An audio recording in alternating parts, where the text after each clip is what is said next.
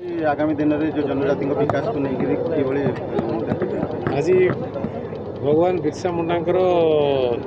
150तम जन्म जयंती अवसर में जनजाति गौरव दिवस प्रधानमंत्री के द्वारा आरंभ कर बिहार राज्यर मुख्यमंत्री जनता मैदान भुवनेश्वर आरंभ कर राज्यर मुख्यमंत्री जन आदिवासी मुख्यमंत्री आम राज्य में प्राय 39-40% लोक आदिवासी बहुल अंचल आदिवासी जनजाति लोक बास कर आम समस्त जनजाति सरकार जो दायित्व रही से मुख्य स्रोत सामिल करने दीर्घ वर्ष धरी जो संग्राम चली ये संग्राम प्रक्रिया रे प्रधानमंत्री जो चिंताधारा रही राज्यर मुख्यमंत्री जो चिंताधारा रही आज ताकू से प्रकाश कर जो जनजाति गौरव दिवस वर्ष पर चलो 2025 वर्ष पर्यंत आईर बहुत